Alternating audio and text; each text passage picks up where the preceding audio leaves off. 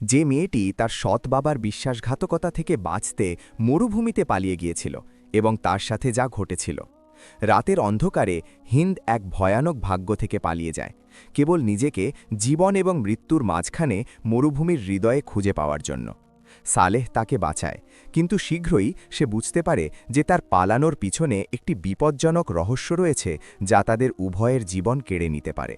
যখন নির্দয় শত্রুরা তাদের তাড়া করে, তখন প্রতারণা এবং বিপদের খেলা শুরু হয়, যেখানে বেঁচে থাকা সহজ বিকল্প নয়।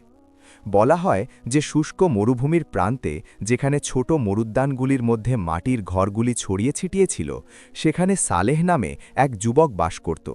সে ছিল একজন সাধারণ রাখাল, যার পৃথিবীতে ছোট এক পাল ভেড়া এবং অদম্য সংকল্প ছাড়া আর কিছুই ছিল না। সে খুব ভোর থেকেই মরুভূমিতে ঘুরে বেড়াত, আত্মবিশ্বাসী পদক্ষেপে তার ভেড়ার পালের পিছনে হাঁটত। তার চোখ দূর দিগন্তের দিকে থাকত এবং তার কান সোনারি বালিয়াড়ি থেকে আসা বাতাসের ফিসফিসানি ধরত। সালেহ কেবল একজন রাখাল ছিল না, বরং সে তার ভালো চরিত্র এবং দয়ালু হৃদয়ের জন্য তার গ্রামের লোকেদের কাছে প্রিয় ছিল। কেউ তার পাশ দিয়ে গেলে সে তাকে আন্তরিক হাসির সাথে অভিবাদন জানাত, এবং এমন কোনো অভাবী ছিল না যে সালেহকে সাহায্যের হাত বাড়িয়ে দিতে প্রথম ব্যক্তি হিসেবে পায়নি। তার কণ্ঠস্বর ছিল শান্ত, এবং তার কথাবার্তায় তার মতো সাধারণ যুবকের কাছ থেকে যা আশা করা যায় তার চেয়েও বেশি প্রজ্ঞা ছিল। যখন সালেহ তপ্ত বালিয়াড়ির মধ্যে দিয়ে হাঁটছিল, স্নেহভরা চোখে তার পালককে লক্ষ্য করছিল, হঠাৎ এক প্রচণ্ড ধূলিঝড় শুরু হল। মনে হল মরুভূমির আগে ফুঁসে ওঠার সিদ্ধান্ত নিয়েছে। বাতাস তীব্র হল এবং বালির কণাগুলি আকাশে উড়ল। তার চোখের দৃষ্টি ঝাপসা করে দিল। তার চারপাশের সবকিছু অস্পষ্ট হয়ে গেল। সে কেবল চলমান ছায়া দেখতে পাচ্ছিল, যা তার চোখ খুব কমই আলাদা করতে পারছিল। সালেহ তার ভেড়াগুলিকে একত্রিত করার জন্য আপ্রাণ চেষ্টা করল। বাতাসের গর্জন ছাপিয়ে তার শক্তিশালী কণ্ঠে তাদের ডাকল। সব দিকে ছড়িয়ে পড়ার আগেই তাদের নিয়ন্ত্রণ করার চেষ্টা করল। তার হৃদয় দ্রুত স্পন্দিত হচ্ছিল এবং ঘাম তার কপালে বালির কণার সাথে মিশে যাচ্ছিল। কিন্তু সে থামল না যতক্ষণ না সে পালটিকে তার বিনম্র কুঁড়ে ঘরে ফিরিয়ে আনতে সক্ষম হল। এবং খামারের দরজা বন্ধ করার সাথে সাথেই সে এমন কিছু লক্ষ্য করল যা তার বুকে মোচড় দিয়ে উঠল। একটি ভেড়া নিখোঁজ ছিল। তাদের গোনার দরকার ছিল না, কারণ সে সাথে সাথেই বুঝতে পারল যে ঝড়ের মধ্যে একটি হারিয়ে গেছে। চিন্তা বা দ্বিধা ছাড়াই সে দ্রুত ঘুরে দাঁড়াল এবং প্রচণ্ড বাতাসের পরোয়া না করে মরুভূমিতে ছুটে গেল, বালি তাকে গ্রাস করার বা নেকড়েদের খেয়ে ফেলার আগেই তাকে খুঁজে পাওয়ার আশা আঁকড়ে ধরে। সালেহ বালির মধ্যে খোঁজ চালিয়ে গেল, যা তখনও শান্ত হয়নি। সতর্ক চোখে দিগন্তের দিকে তাকিয়ে ক্লান্ত স্বরে তার হারানো ভেড়াটিকে ডাকছিল, কিন্তু সে নিশ্চিত ছিল না যে বাতাসের গর্জনের মধ্যে তার কণ্ঠস্বর তার কাছে পৌঁছচ্ছে কিনা। অন্ধকার ধীরে ধীরে নামতে শুরু করেছিল এবং রাত মরুভূমির ওপর তার কালো চাদর বিছিয়ে দিচ্ছিল, এবং তার সামনে চালিয়ে যাওয়া ছাড়া আর কোনো উপায় ছিল না, কারণ সে জানত যে ভেড়াটিকে এই জনশূন্য জায়গায় একা রেখে আসা মানে তার মৃত্যু। অবশেষে প্যাঁচানো বালিয়াড়ির মাঝখানে সে তার কাছাকাছি দূরত্বে একটি ছোট ছায়া নড়তে দেখল। তার হৃদয় ক্লান্তি মিশ্রিত আনন্দে নেচে উঠল এবং সে তার দিকে ছুটে গেল। দেখল ভেড়াটি কাঁপছে, দুটি ছোট পাথরের মাঝখানে আটকে আছে। সে দ্রুত নিচু হল এবং সাবধানে তাকে মুক্ত করল। তারপর সে তাকে শান্ত করার জন্য তাকে নিজের কাছে টেনে নিল। তাকে আশ্বস্তকারী কথা ফিসফিস করে বলল, যেন সে তাকে বুঝতে পারছে।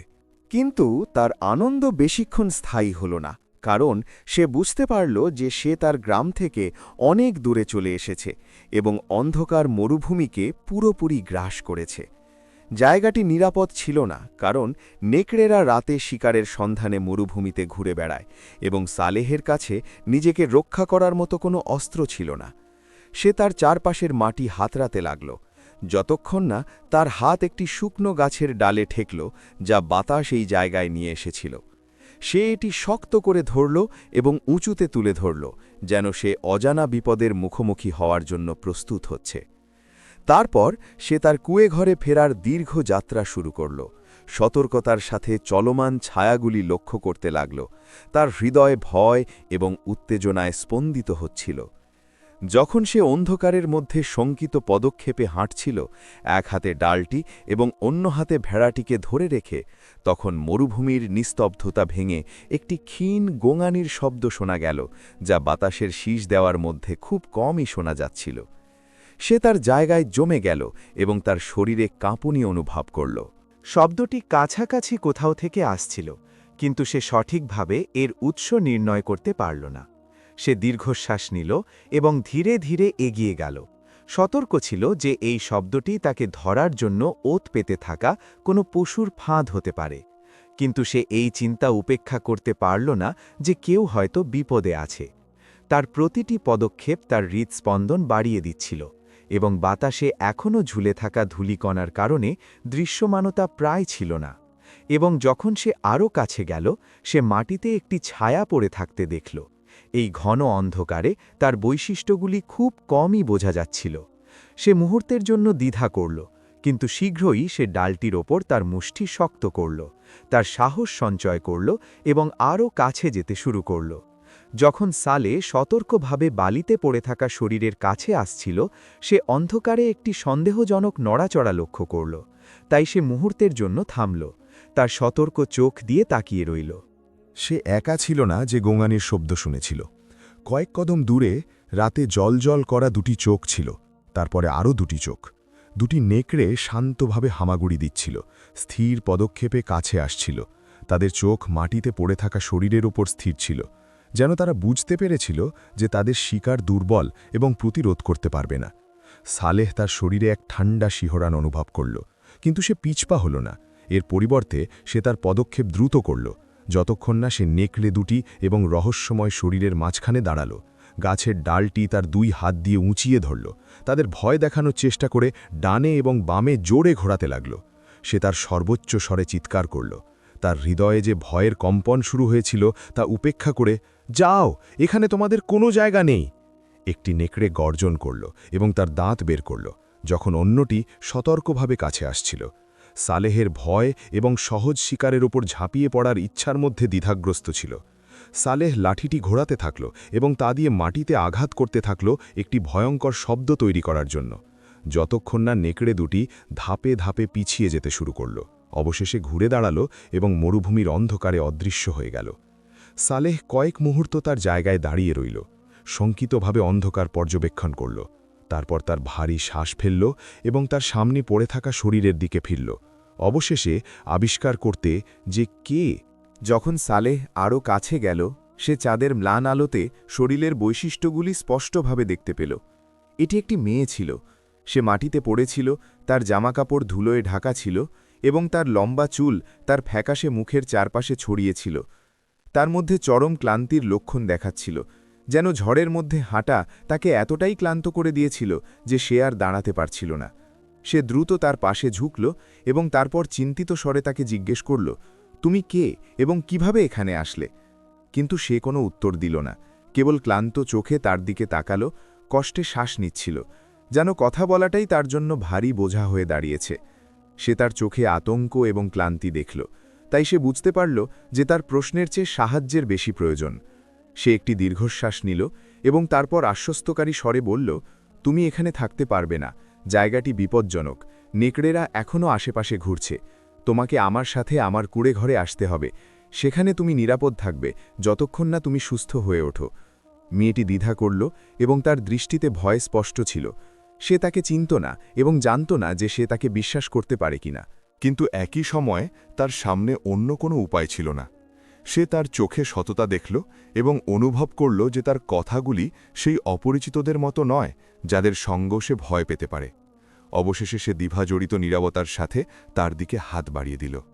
সালে আলতো করে তার হাত ধরল এবং তাকে উঠতে সাহায্য করল। সে দুর্বল ছিল, খুব কমই দাঁড়াতে পারছিল, তাই সে তাকে তার উপর ভর দিতে দিল। যখন সে তার চারপাশটা দ্রুত দেখে নিল, নিশ্চিত হওয়ার জন্য যে নেকড়েগুলি চলে গেছে, তারপর সতর্ক পদক্ষেপে তারা কুঁড়েঘরে ফিরে আসার যাত্রা শুরু করল। কুঁড়েঘরে ঢোকার সাথে সাথেই সালে ছোট প্রদীপ থেকে কাঠের ঢাকনাটি সরিয়ে দিল, ফলে এর ম্লান আলো পুরো জায়গায় ছড়িয়ে পড়ল। একটি সাধারণ কিন্তু উষ্ণ কুঁড়েঘর প্রকাশ করল। বাতাস তখনও বাইরে গর্জন করছিল, ছোট জানালাগুলিতে বালি ঠেলে দিচ্ছিল, যেন ভিতরে ঢোকার চেষ্টা করছে। সালে চুলার পাশে বসল এবং মাটির কাপে কিছুটা জল ঢালল, তারপর মেয়েটিকে দিল, যে এটি কাঁপানো হাতে নিল এবং ছোট চুমুকে পান করল। তারপর সে তার সামনে কিছু শুকনো রুটি এবং এক টুকরো পনির রাখল এবং নম্রভাবে বলল, অল্প কিছু খাও, তুমি ভালো বোধ করবে। সে তার দিকে কৃতজ্ঞতার সাথে তাকাল, কিন্তু সে একটি শব্দ বলার জন্যেও খুব ক্লান্ত ছিল। সে ধীরে ধীরে খেতে শুরু করল, যেন সে কয়েকদিন ধরে খাবারের স্বাদ পায়নি। সালে তাকে কয়েক মুহূর্ত নীরবে লক্ষ্য করল, তারপর উঠে দাঁড়িয়ে বলল, আমি তোমাকে এখন বিশ্রাম নিতে দেব, তুমি এখানে ঘুমাতে পারো এবং আমরা সকালে কথা বলবো। মেয়েটি নীরবে মাথা নেড়ে সায় দিল, তার চোখে ক্লান্তি এবং কৃতজ্ঞতার মিশ্রণ প্রতিফলিত হচ্ছিল। সালে তাকে বিশ্রামের জন্যে জায়গা ছেড়ে দিয়ে অন্য ঘরে চলে গেল। সে তার সাধারণ বিছানায় শুয়ে পড়ল, ভাবছিল কে এই মেয়ে এবং কিভাবে সে মরুভূমিতে হারিয়ে গেল। কিন্তু উত্তরগুলি আজ রাতে আসবে না, কারণ ক্লান্তি তাকেও গ্রাস করেছিল এবং শীঘ্রই সে ঘুমে তলিয়ে গেল। এদিকে ছোট প্রদীপের আলো দেয়ালে নাচছিল, মেয়েটির ওপর শান্ত ছায়া ফেলছিল, যে অবশেষে বিপদে পূর্ণ এক রাতের পর ঘুমিয়ে পড়েছিল। সকালে চায়ের কেটলি থেকে বাষ্প উঠছিল, ছোট কুঁড়েঘর জুড়ে তার উষ্ণ সুবাস ছড়িয়ে দিচ্ছিল, যখন সালে ফুটন্ত পানিতে শান্তভাবে চায়ের পাতা নাড়ছিল। তবে সে তাকে দেখার আগেই তার উপস্থিতি অনুভব করল, যেন তার দ্বিধা বাতাসে একটি ছাপ রেখে গিয়েছিল। সে ধীরে ধীরে ঘুরল এবং তাকে রান্নাঘরের প্রবেশপথে দাঁড়িয়ে থাকতে দেখল। ভেতরে আসতে দ্বিধা করছিল, ভয় ও উদ্বেগের ছায়া বহন করা চোখে তাকে পর্যবেক্ষণ করছিল। গতরাতের তুলনায় তাকে দেখতে ভালো লাগছিল, কারণ সে তার মুখ ধুয়েছিল এবং তার এলোমেলো চুল মাথার পিছনে বেঁধেছিল, কিন্তু ক্লান্তির ছাপ তার মুখে এখনও স্পষ্ট ছিল। সালে তার উত্তেজনা দূর করতে চাইল, তাই তার মুখে একটি উষ্ণ হাসি ফুটে উঠল। যখন সে বলল, সুপ্রভাত, তুমি আজ কেমন আছো? তুমি কি ভালো ঘুমিয়েছ? মেয়েটি মুহূর্তের জন্য তার দিকে তাকালো, তারপর মাথা নাড়ল এবং নিচু স্বরে উত্তর দিল, যেন সে ভয় পাচ্ছিল যে মুহূর্তের প্রশান্তি ভেঙে যাবে। হ্যাঁ, তোমাকে ধন্যবাদ, আমি ভাবিনি যে আমি এত আরামে ঘুমাতে পারব। তারপর সে মাটির দিকে তাকিয়ে দ্বিধাজড়িতভাবে যোগ করল, আমি ক্ষমা চাইছি যদি আমি এখানে আমার উপস্থিতির কারণে তোমাকে বিরক্ত করে থাকি। সালে অল্প হাসল, কিন্তু এটি তাকে তার মাথা তুলতে এবং তার দিকে অবাক হয়ে তাকাতে বাধ্য করার জন্য যথেষ্ট ছিল। সে আশ্বস্তকারী স্বরে বলল, এমন কথা বলো না, তুমি এখন আমার অতিথি এবং তোমার যত্ন নেওয়া আমার কর্তব্য।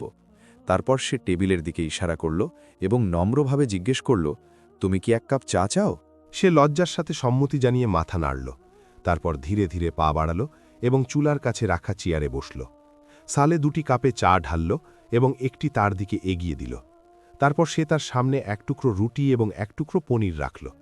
সে যখন খাচ্ছিল তখন সে তাকে নীরবে লক্ষ্য করছিল। সে লক্ষ্য করল কিভাবে সে তার আঙুলের ফাঁকে দ্বিধাজড়িতভাবে রুটি ধরেছিল এবং কিভাবে সে প্রতিটি কামড় নেওয়ার আগে সেটির দিকে তাকাচ্ছিল, যেন সে এখানে তার উপস্থিতির অদ্ভুততা অনুভব করছিল। তার চেহারায় তীব্র ক্ষুধা এবং বিব্রতবোধের এক অদ্ভুত মিশ্রণ ছিল, যেন সে কারো মনোযোগের কেন্দ্রবিন্দু হতে অভ্যস্ত ছিল না। সালে চায়ে চুমুক দিল, তারপর কাপটি একপাশে রাখল এবং তার দিকে দ্রুত দৃষ্টি নিক্ষেপ করল। তারপর শান্ত কিন্তু স্পষ্ট কৌতূহলপূর্ণ স্বরে বলল, আমি জানি তুমি কঠিন সময়ের মধ্য দিয়ে গেছ এবং আমি তোমাকে চাপ দিতে চাই না, কিন্তু আমি কি জানতে পারি তুমি কে এবং ঝড়ের মধ্যে সেই জায়গায় একা কিভাবে তুমি এসে পৌঁছালে? তার হাত নড়াচড়া থামিয়ে দিল এবং সে কাপটি মুখের কাছে না তুলে ধরেই রইল। সে তার দিকে চোখ তুলে তাকালো, যেন তার মনে তার কথাগুলো মাপছে। সে একটু দ্বিধা করল, তারপর কষ্টে থুতু গিলল।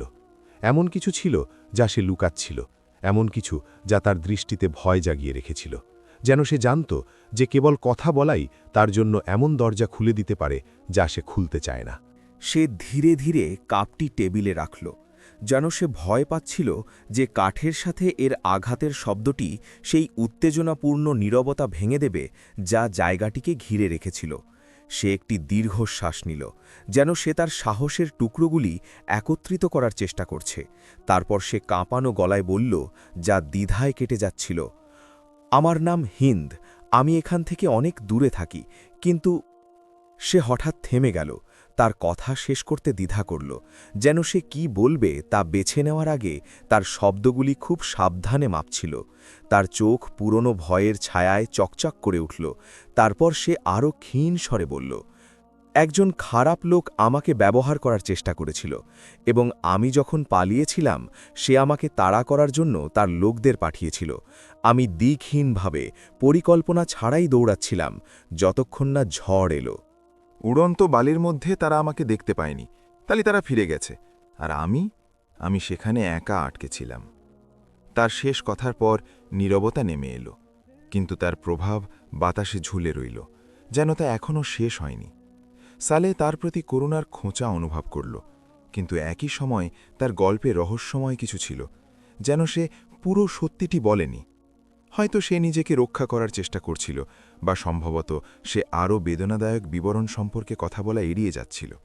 সে তাকে চাপ দিতে চাইল না, তাই সে কেবল শান্ত, আশ্বস্তকারী স্বরে বলল, চিন্তা করো না, যতক্ষণ তুমি এখানে আছো কেউ তোমার ক্ষতি করবে না। এটি একটি ছোট গ্রাম এবং এখানকার মানুষ ভালো। যতক্ষণ না তুমি নিরাপদ বোধ করো এবং তুমি কি করতে চাও তা ঠিক করো, ততক্ষণ তুমি থাকতে পারো।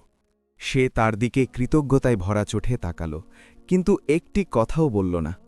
তার শোনার দরকার ছিল না, কারণ সে তার নীরবতায় অনেক কিছু পড়ে নিয়েছিল। সালেহ কেবল একটি শান্ত হাসি দিল, তারপর উঠে দাঁড়াল, তাকে বিশ্রামের জন্য রেখে গেল। সে তার লাঠি নিল এবং খামারের দিকে গেল, তার ভেড়াগুলি মরুভূমিতে নিয়ে যাওয়ার জন্য, যেমন সে প্রতিদিন করত।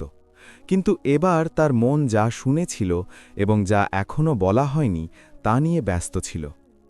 মরুভূমিতে দীর্ঘ একটি দিনের পর সালেহ ক্লান্ত হয়ে তার কুঁড়েঘরে ফিরে এলো, কিন্তু সে শীঘ্রই অবাক হয়ে গেল যখন দেখল জায়গাটি সুন্দরভাবে সাজানো এবং খাবারের গন্ধে বাতাস ভরে আছে। সে একটু হাসল যখন সে ভিতরে ঢুকল, কিন্তু সে হিন্দকে কোথাও খুঁজে পেল না। হঠাৎ উদ্বেগ তাকে গ্রাস করল। সে কোথায় থাকতে পারে? সে দ্রুত কুঁড়েঘর থেকে বেরিয়ে এলো, চারপাশে তাকে খুঁজতে লাগল, যতক্ষণ না সে তাকে পিছনে বসে থাকতে দেখল, তার মুখ দুই হাতের মধ্যে লুকানো, যখন তার অশ্রু নীরবে ঝরছিল। সে ধীরে ধীরে তার কাছে গেল, তার উদ্বেগ দমন করার চেষ্টা করল এবং তাকে শান্ত কিন্তু দৃঢ় স্বরে জিজ্ঞেস করল, হিন্দ, কি হয়েছে? তুমি কাঁদছ কেন? সে ধীরে ধীরে তার মাথা তুলল, তার চোখ উদ্বেগ এবং উত্তেজনায় ডুবেছিল। সে মুহূর্তের জন্য দ্বিধা করল, যেন কথা বলার আগে নিজের সাথে যুদ্ধ করছে। তারপর সে রুদ্ধ স্বরে বলল, আমি দুঃখিত, আমাকে চলে যেতে হবে। আমি তোমাকে কোনো সমস্যায় ফেলতে চাই না। সালেহ ভ্রু কুঁচকে ফেলল এবং অনুভব করল যে সে তার কাছ থেকে কিছু লুকাচ্ছে। সে তার পাশে মাটিতে বসল এবং তার দিকে গম্ভীরভাবে তাকাল।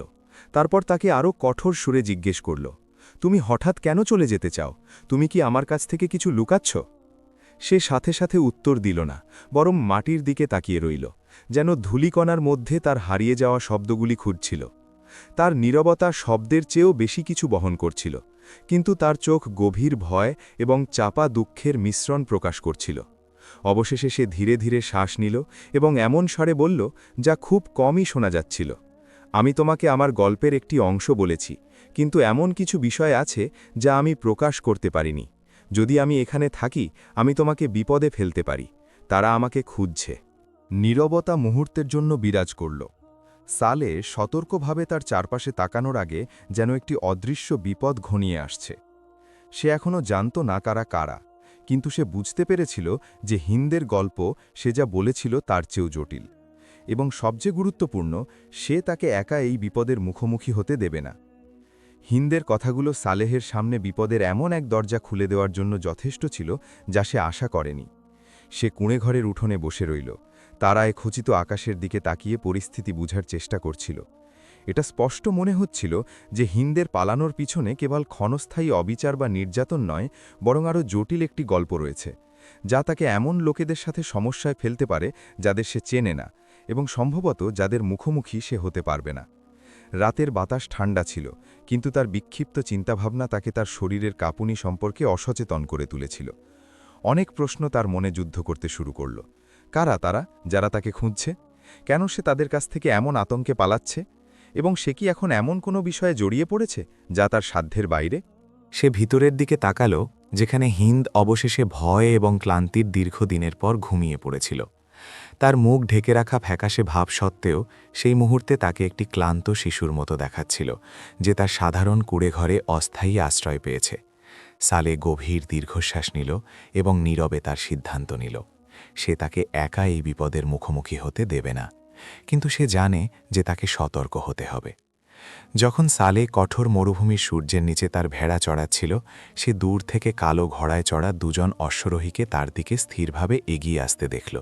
তারা কালো পোশাক পরেছিল এবং তাদের মুখে কঠোর ভাব ছিল, যা ভালো কিছুর ইঙ্গিত দিচ্ছিল না। সালে তার বুকে একটি রহস্যময় মোচড় অনুভব করল, কিন্তু সে শান্ত থাকার ভান করল এবং সতর্কতার সাথে তাদের পর্যবেক্ষণ করতে লাগল। অশ্বরোহী দুজন তার থেকে কয়েক কদম দূরে থামল। তাদের মধ্যে বিশালকায় একজন কর্কশ কণ্ঠে বলল, হে রাখাল, তুমি কি মরুভূমিতে হারিয়ে যাওয়া কোনো অচেনা মেয়েকে দেখেছ? সালে উত্তর দেওয়ার আগে কৃত্রিম সরলতার সাথে তার ভ্রু তুলল এবং সংযত স্বরে বলল, মেয়ে? কে এই মেয়ে? অন্যজন উত্তর দেওয়ার আগে লোক দুটি একে অপরের দিকে দ্রুত দৃষ্টি বিনিময় করল। সে আরও রোগা ছিল, কিন্তু তার দৃষ্টি কম তীক্ষ্ণ ছিল না।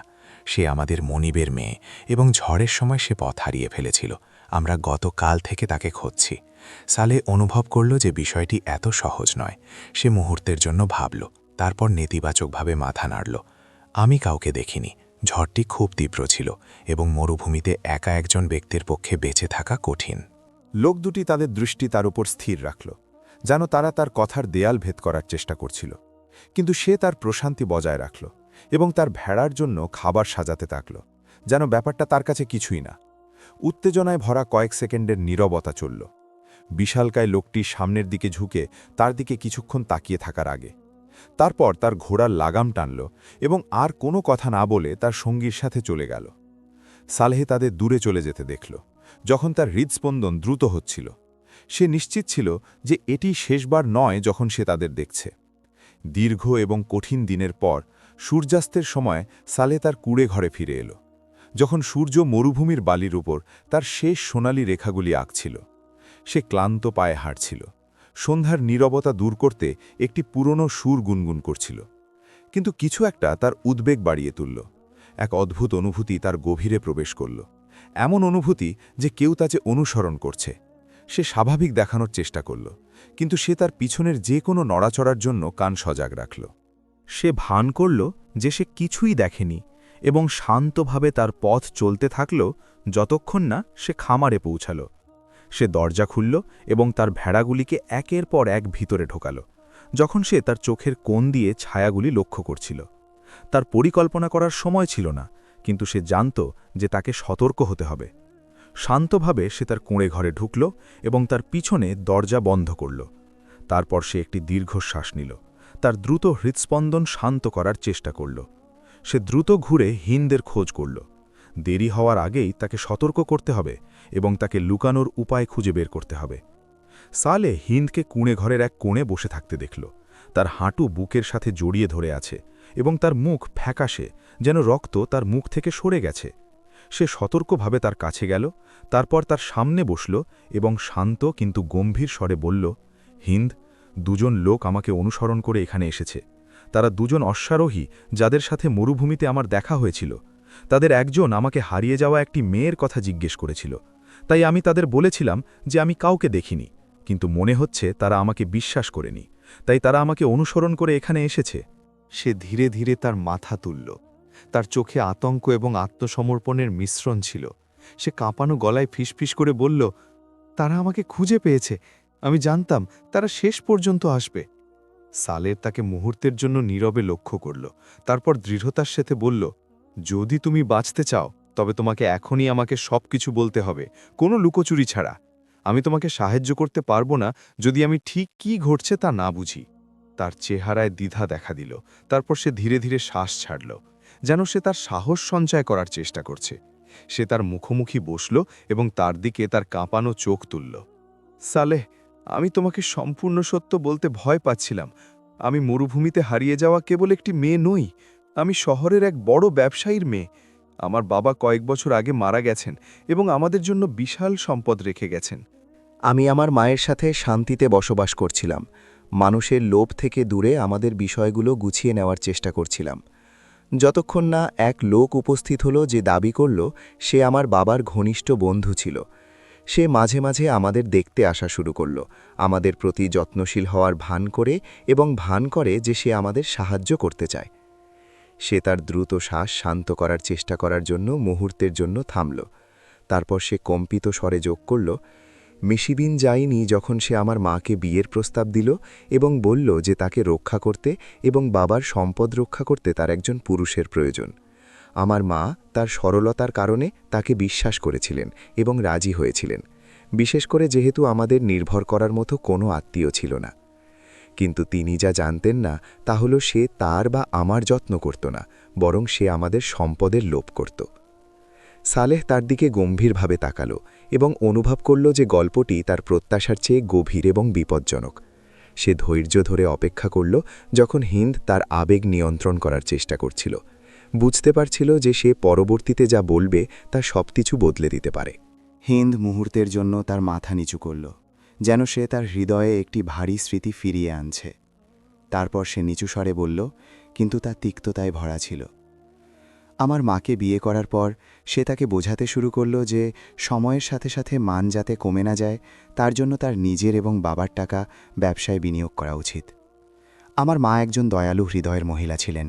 তিনি প্রতারণা জানতেন না, তাই তিনি তাকে বিশ্বাস করেছিলেন এবং বিনা দ্বিধায় তিনি যা চেয়েছিলেন সব দিয়েছিলেন। ধীরে ধীরে আমাদের টাকা তার হাতে চলে যেতে লাগল এবং মা এতে কোনো বিপদ দেখেননি, কারণ তিনি তাকে পুরোপুরি বিশ্বাস করতেন। সে মুহূর্তের জন্য থামল এবং দীর্ঘশ্বাস নিল, যেন সে তার আবেগ নিয়ন্ত্রণ করার চেষ্টা করছে। তারপর সে আরও তীক্ষ্ণ স্বরে বলল, একদিন আমাদের বাড়িতে তার এক অতিথি এলো। আমি জানতাম না সে কে, কিন্তু যখন সে আমাকে দেখল তার চেহারা দ্রুত বদলে গেল, যেন সে চাইছিল না আমি সেখানে থাকি। আমার সৎ বাবা আমাকে চা আনতে বললেন এবং যখন আমি রান্নাঘরে ঢুকলাম আমি তাকে আমার পিছনে দরজা বন্ধ করতে দেখলাম, যেন সে অতিথির সাথে একা থাকতে চায়। আমি অনুভব করলাম যে সন্দেহজনক কিছু ঘটছে। তার প্রতি আমার সবসময়ই এক অদ্ভুত অনুভূতি ছিল। আমি তার সাথে কখনোই স্বাচ্ছন্দ্য বোধ করিনি এবং আমি অনুভব করছিলাম যে সে আমার এবং আমার মায়ের জন্য বিপজ্জনক কিছু পরিকল্পনা করছে। সে সালেহের দিকে রাগ এবং হতাশায় ভরা চোখে তাকালো। তারপর ফিসফিস করে কিন্তু আবেগে ভরা কণ্ঠে বলল, আমি শান্তভাবে দরজার কাছে চুপি চুপি গেলাম, কান পাতলাম এবং তাকে নিচু স্বরে কথা বলতে শুনলাম। কিন্তু এটি আমার অস্তিত্ব নাড়িয়ে দেবার জন্য যথেষ্ট পরিষ্কার ছিল। সে সেই লোকটিকে বলছিল যে তাকে আমাকে বিয়ে করতে হবে, যাতে তারা আমাদের পুরো সম্পদ দখল করতে পারে। তারপর সে থামল এবং কাঁপানো গলায় যোগ করার আগে কষ্টে থুতু গিলল। তারপর তারা আমাকে এবং আমার মাকে বাড়ির বাইরে ফেলে দেবে, যেন আমরা উল্লেখ করার মতো কিছুই ছিলাম না। সে তার মাথা তুলল এবং সালেহের দিকে তাকালো। তার চোখ ভয় থেকে চাপার আগে পরিণত হয়েছিল। তুমি কি জানো সেই লোকটি কে ছিল? সালেহ নীরবে তার উত্তরের অপেক্ষা করল।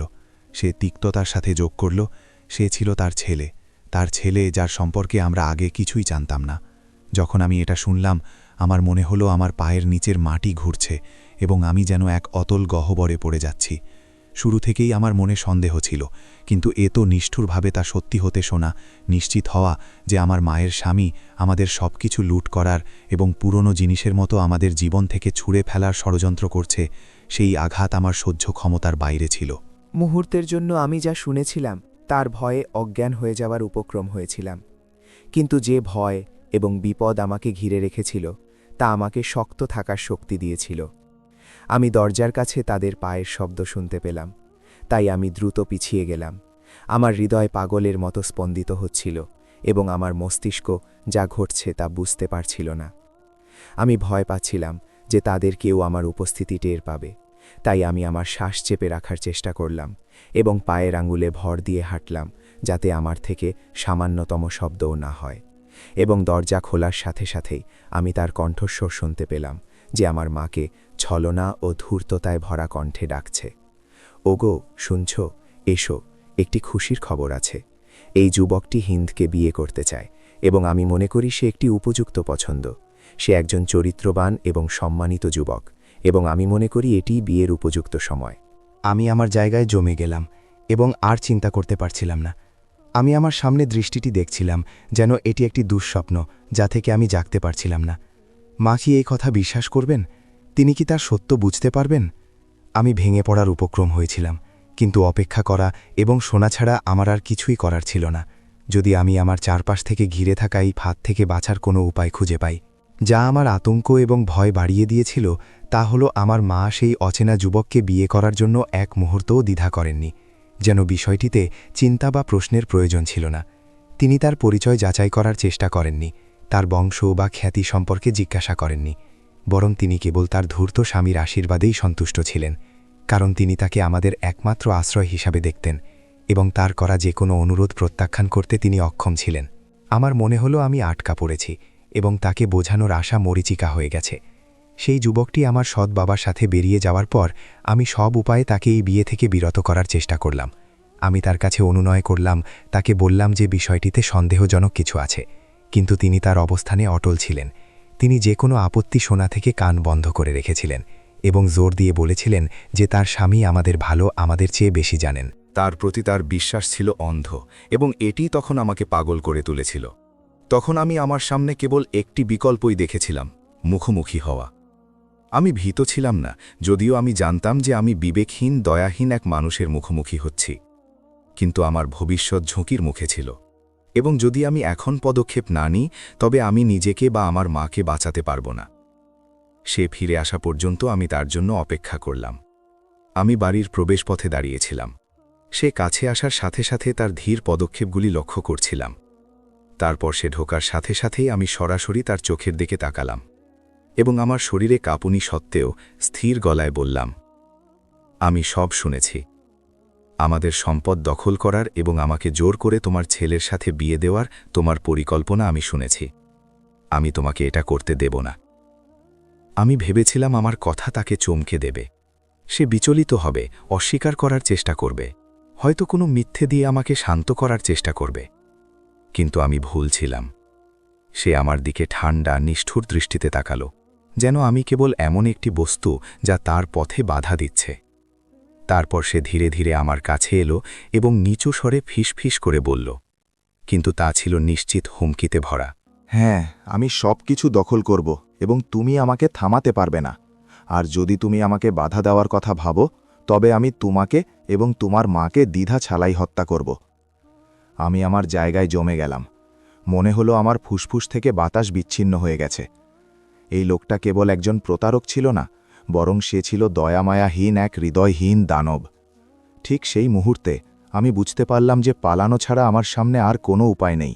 আমি আর সেই বাড়িতে থাকতে ছিলাম না, যা একটি খাঁচায় পরিণত হয়েছিল, যা আমাকে সব দিক থেকে ঘিরে রেখেছিল।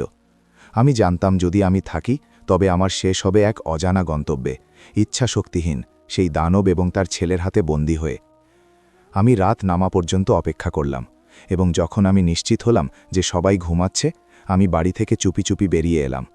আমি আমার সাথে কিছু টাকা নিলাম, যা আমি আমার সৎবাবার চোখের আড়ালে লুকিয়ে রেখেছিলাম। তারপর আমি উদ্দেশ্যহীনভাবে রাস্তায় দৌড়ালাম। আমি জানতাম না কোথায় যাব, কিন্তু আমি জানতাম যে আমাকে দূরে যেতে হবে, অদৃশ্য হতে হবে।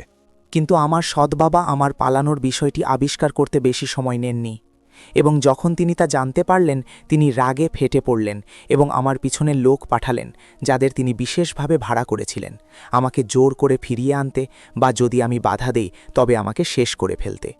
আমি সব দিকে দৌড়াচ্ছিলাম, আতঙ্কে ঘুরে থাকাচ্ছিলাম, যে কোনো বের হওয়ার পথ খুঁজছিলাম। কিন্তু তারা দ্রুত এবং শক্তিশালী ছিল এবং তারা আমার এত কাছে চলে এসেছিল যে আমি প্রায় তাদের হাতে ধরা পড়ে যাচ্ছিলাম। কিন্তু আল্লাহর রহমত ছিল অসীম। যে মুহূর্তে আমি ভেবেছিলাম আমি নিশ্চিত ধ্বংস হয়ে যাব, হঠাৎ ঝড় উঠল, বালি বাতাসে উড়ল এবং তাদের দৃষ্টি সম্পূর্ণ আড়াল করে দিল। তারা আর আমাকে অনুসরণ করতে পারছিল না। আমি প্রচণ্ড বাতাসের মধ্যে তাদের চিৎকার মিলিয়ে যেতে শুনছিলাম যখন আমি পালিয়ে যাচ্ছিলাম। আমি হোঁচট খাচ্ছিলাম, পড়ে যাচ্ছিলাম এবং আবার উঠে দাঁড়াচ্ছিলাম, যতক্ষণ না আমার পা আমাকে এই শুষ্ক মরুভূমিতে নিয়ে এলো, যতক্ষণ না তুমি আমাকে খুঁজে পেলে। হিন্দ কথা বলা বন্ধ করল এবং তার কণ্ঠস্বর প্রতিটি শব্দের সাথে তখনও কাঁপছিল। সালেহ যা শুনেছিল তাতে হতবাক হয়ে গেল। সে কল্পনাও করেনি যে বিষয়টি এত জটিল। সে যে মেয়েটিকে বাঁচিয়েছিল সে তার মধ্যে এমন অন্ধকার গল্প বহন করছে। সে তার শরীরে শিহরণ অনুভব করল। এটি কেবল সহানুভূতি ছিল না, বরং তাকে সাহায্য করার ফলে যা হতে পারে তার জন্য সত্যিকারের ভয় ছিল। কারণ যারা তাকে তাড়া করছে তারা সাধারণ লোক নয়, তারা যে কোনো কিছু করতে প্রস্তুত। সে কিছুক্ষণ চুপ করে রইল, পরিস্থিতি বোঝার চেষ্টা করল। তারপর সে ধীরে ধীরে শ্বাস ফেলল এবং দৃঢ়ভাবে তাকে বলল, চিন্তা করো না হিন্দ, আমি তাদের তোমার ক্ষতি করতে দেব না। তুমি এখানে নিরাপদ এবং আমি তোমাকে সাহায্য করব যতক্ষণ না সবকিছু আবার ঠিক হয়। তার সমস্ত ভয় সত্ত্বেও হিন্দ তার কথায় কিছুটা স্বস্তি অনুভব করল, যেন সে দীর্ঘ সময়ের মধ্যে প্রথমবারের মতো এমন কাউকে খুঁজে পেয়েছে যার উপর সে নির্ভর করতে পারে। সালেহ সিদ্ধান্ত নিল যে হিন্দকে বাঁচানোর একমাত্র উপায় হল পালানো, কিন্তু বাইরে ওৎপেতে থাকা অশ্বারোহীরা কাজটিকে অত্যন্ত কঠিন করে তুলছিল। সে জানত যে তারা কুঁড়েঘর থেকে আসা প্রতিটি নড়াচড়া লক্ষ্য করছে, যার অর্থ হিন্দকে সরাসরি বের করা অসম্ভব। সে গভীরভাবে ভাবতে থাকল যতক্ষণ না তার মাথায় একটি ধূর্ত বুদ্ধি এলো। সে হিন্দের কাছে গেল এবং নিচু স্বরে তাকে বলল, আমি ফিরে না আসা পর্যন্ত তোমাকে ভেড়ার খামারে লুকিয়ে থাকতে হবে। যাই ঘটুক না কেন, কোনো শব্দ করো না। হিন্দ মাথা নেড়ে সায় দিল এবং সাবধানে খামারের দিকে এলো, যেখানে সে খড়ের গাদায় লুকিয়ে পড়ল। এদিকে সালেহ ইচ্ছে করে শান্তভাবে কুঁড়েঘর থেকে বের হল, ভান করল যে সে তার ভেড়াগুলি পরীক্ষা করছে, যাতে অশ্বারোহীদের সন্দেহ না জাগে। সে আত্মবিশ্বাসী পদক্ষেপে দূরে চলে গেল। তারপর ঘুরে তার 2 আত্মীয়ের বাড়ির দিকে গেল, যাদের সে পুরোপুরি বিশ্বাস করত। যখন সে তাদের কাছে পৌঁছাল, সে তাদের পুরো গল্পটি বলল এবং তাদের হিন্দের সত্য এবং তাকে ঘিরে থাকা বিপদের কথা জানাল এবং তাদের সাহায্য চাইল। লোক দুটি এক মুহূর্তও দ্বিধা করল না এবং সাথে সাথে রাজি হল। পরিকল্পনাটি ছিল সহজ কিন্তু নিখুঁত। সালেহ ফিরে আসার পর লোক দুটি তাদের স্ত্রীদের নিয়ে কুঁড়েঘরে আসবে, যেন তারা সাধারণ পারিবারিক ভ্রমণে এসেছে। কুঁড়েঘরের ভিতরে হিন্দ স্ত্রীদের একজনের সাথে তার পোশাক অদলবদল করবে, তারপর দলের সাথে ছদ্মবেশে বেরিয়ে যাবে। অন্য স্ত্রী মনোযোগ সরানোর জন্য কুঁড়েঘরেই থাকবে এবং তারা অশ্বারোহীদের দৃষ্টির বাইরে চলে যাওয়ার সাথে সাথেই সালেহ তার আত্মীয়ের স্ত্রীর সাথে তাদের পিছনে রওনা হবে, যে হিন্দের পোশাক পরে অশ্বারোহীদের আরও বিভ্রান্ত করবে। সালেহ কুঁড়েঘরে ফিরে এলো যেন কিছুই হয়নি। অল্প সময় পরে তার আত্মীয়রা তাদের স্ত্রীদের নিয়ে পৌঁছাল এবং ভ্রমণের অজুহাতে কুঁড়েঘরে ঢুকল, ঠিক যেমন তারা পরিকল্পনা করেছিল। কুঁড়েঘরের ভিতরে হিন্দ দ্রুত এক আত্মীয়ের স্ত্রীর সাথে পোশাক অদলবদল করল এবং অন্য মহিলাদের মতো ওড়না দিয়ে মুখ ঢেকে নিল। তারপর সে শান্তভাবে দলের সাথে বেরিয়ে গেল। অশ্বারোহীরা খুব কাছ থেকে নজর রাখছিল, কিন্তু তারা সন্দেহজনক কিছু লক্ষ্য করেনি, কারণ দৃশ্যটি খুব স্বাভাবিক মনে হচ্ছিল। কিছুক্ষণ পর সালেহ তার আত্মীয়ের স্ত্রীর সাথে বেরিয়ে এলো, যে হিন্দের আসল পোশাক পরেছিল, এবং ধীরে ধীরে রাস্তার দিকে হাঁটল। সে পুরোপুরি জানত যে অশ্বারোহীরা তাকে দেখছে, এবং সত্যি যখন তারা তাকে এবং হিন্দের পোশাক দেখল, তারা তার পথ আটকানোর জন্য তার দিকে ছুটে এলো। তাদের একজন তাকে তীক্ষ্ণভাবে জিজ্ঞেস করল, তুমি কোথায় যাচ্ছ? সালেহ তাদের দিকে শান্তভাবে তাকালো। ব্যাপার কি, কোনো সমস্যা আছে? অশ্বারোহীরা মেয়েটির দিকে তাকালো, হিন্দকে দেখার আশা করছিল, কিন্তু যখন সে তার ওড়না সরাল, তারা আবিষ্কার করল যে সে নয়, সে ছিল একই পোশাক পরা এক অচেনা মহিলা। তারা বিভ্রান্তির দৃষ্টি বিনিময় করল। তারপর তারা সালেহ এবং তার সঙ্গীকে তাদের মতো ছেড়ে দিল এবং কুঁড়েঘরের দিকে দৌড়াল, নিশ্চিত হয়ে যে হিন্দ এখনও সেখানে আছে, যেহেতু তার পোশাক দেখা গেছে। তারা প্রতিটি কোণ খুঁজল, বিছানা উল্টে ফেলল, খামার পরীক্ষা করল, কিন্তু তার কোনো চিহ্ন পেল না। তারা আবার দ্রুত বাইরে এলো এবং যেখানে তারা সালেহের সাথে দেখা করেছিল তাকে ধরার জন্য সেখানে ফিরে গেল, কিন্তু তারা তাকে খুঁজে পেল না। সালেহ তাদের খোঁজাখুঁজিতে ব্যস্ত থাকার সুযোগ নিয়েছিল এবং মরুভূমিতে রওনা হয়েছিল। সে এর পথগুলো ভালো করে জানত, রাখালরা চলাচলের জন্য যে রাস্তাগুলো ব্যবহার করত তা ব্যবহার করে, যতক্ষণ না সে দৃষ্টির আড়ালে চলে যায়। আর হিন্দ, সে ইতিমধ্যেই নিরাপদ ছিল। তার পশ্চাৎধাবনকারীদের চোখের আড়ালে সালেহের আত্মীয়দের সাথে নিরাপদ আশ্রয়ের দিকে হাঁটছিল। অন্যদিকে অশ্বারোহীরা কুঁড়েঘরের সামনে দাঁড়িয়ে রইল, বুঝতে পারল যে তারা পুরোপুরি প্রতারিত হয়েছে। হিন্দকে তার পশ্চাৎধাবনকারীদের হাত থেকে বাঁচানোর সালেহের পরিকল্পনা সফল হওয়ার পর সে বুঝতে পারল যে এই ষড়যন্ত্র সম্পূর্ণরূপে শেষ করার জন্য তাকে একটি সাহসী পদক্ষেপ নিতে হবে। পালানো যথেষ্ট ছিল না। যতক্ষণ তার সৎবাবা মুক্ত থাকবে, তার বিপদ থেকে যাবে। তাই সে ন্যায় বিচারের জন্য সরাসরি শহরের শাসকের কাছে যাওয়ার সিদ্ধান্ত নিল। যখন তারা শাসকের প্রাসাদে পৌঁছাল, তাদের মামলা পেশ করার সুযোগ দেওয়া হল। সালেহ শাসকের সামনে দাঁড়াল এবং তাকে হিন্দের পুরো গল্পটি বলল, তার সৎবাবার তার মায়ের সাথে প্রতারণা করা থেকে শুরু করে তাকে জোরপূর্বক তার ছেলের সাথে বিয়ে দেবার চেষ্টা করা পর্যন্ত, যাতে সে তার সম্পদ দখল করতে পারে, এবং তারপর তার পালানোর পরে তাকে জোর করে ধরে আনার চেষ্টা। শাসক মনোযোগ দিয়ে শুনলেন, কিন্তু তিনি অকাট্য প্রমাণ ছাড়া কোনো পদক্ষেপ নিতে প্রস্তুত ছিলেন না। তাই তিনি দৃঢ়স্বরে বললেন, তোমাদের কথা গুরুতর, কিন্তু আমি স্পষ্ট প্রমাণ ছাড়া কোনো লোককে গ্রেফতার করতে পারি না। তার বিশ্বাসঘাতকতা এবং প্রতারণা প্রমাণ করার মতো তোমার কাছে কি কিছু আছে? সালেহ এই প্রশ্নের জন্য প্রস্তুত ছিল, তাই সে আত্মবিশ্বাসের সাথে উত্তর দিল, হুজুর, যদি আপনি আমাকে অনুমতি দেন, আমি তাকে আপনার লোকদের সামনে নিজে স্বীকার করার জন্য ফাঁদে ফেলতে পারি। তবে ডাকাত সেজে ছদ্মবেশ ধারণ করার জন্য আমার আপনার দুজন রক্ষীর প্রয়োজন, এবং আমি এমন একটি পরিকল্পনা বাস্তবায়ন করব যা সবার সামনে তার সত্য প্রকাশ করবে। শাসক সালেহের বুদ্ধিমত্তায় মুগ্ধ হলেন এবং সাথে সাথে রাজি হলেন। রক্ষী দুজন জরাজীর্ণ পোশাক পরল এবং তাদের মুখে মুখোশ লাগাল, যাতে তাদের আসল অপরাধীর মতো দেখায়। তারপর তারা সালেহ এবং হিন্দকে নিয়ে গেল, ভান করল যে তারা তাদের গ্রেফতার করেছে এবং আর্থিক পুরস্কারের বিনিময়ে তাদের সৎবাবার কাছে বিক্রি করতে চায়। রাত হলে তারা প্রতারক লোকটির বাড়িতে পৌঁছাল, যেখানে হিন্দের মা তার মেয়ের নিখোঁজ হবার শোকে অসুস্থ হয়ে পড়েছিলেন এবং শয্যাশায়ী হয়ে পড়েছিলেন, নড়াচড়া করতে পারছিলেন না। যখন সে তাদের জন্য দরজা খুলল, কলা সালেহ এবং হিন্দকে তার সামনে মাটিতে ফেলে দিল। তাদের একজন কর্কশ কণ্ঠে বলল, এই নাও সেই পলাতকরা যাদের তুমি খুঁজছ। আমরা তাদের শহরের প্রান্তে পেয়েছি, এবং যখন আমরা তাদের গল্প জানলাম, আমরা ভাবলাম তুমি তাদের ফিরে পেতে ভালো টাকা দেবে। লোকটির মুখে একটি ধূর্ত হাসি ফুটে উঠল। সে হিন্দের দিকে এগিয়ে গেল এবং বিদ্বেষপূর্ণ স্বরে বলল, তুমি কি ভেবেছিলে তুমি আমার কাছ থেকে পালিয়ে যাবে? আমি তোমাকে আগেই বলেছিলাম যে আমি সব কিছু দখল করব, তোমার মায়ের টাকা, এই বাড়ি, এবং আমি তোমাদের দুজনকেই ভিখারির মতো রাস্তায় ফেলে দেব। আর এখন দেখ, তুমি আমার কাছে ফিরে এসেছো, ঠিক যেমন আমি আশা করেছিলাম। তারপর সে তার পকেট থেকে টাকায় ভরা একটি থলি বের করল এবং সেটি লোক দুটির দিকে বাড়িয়ে দিয়ে বলল, এই নাও তোমাদের পুরস্কার, টাকা নাও এবং চলে যাও, আমার আর তোমাদের দরকার নেই। সেই মুহূর্তে রক্ষী দুজন দ্রুত দৃষ্টি বিনিময় করল।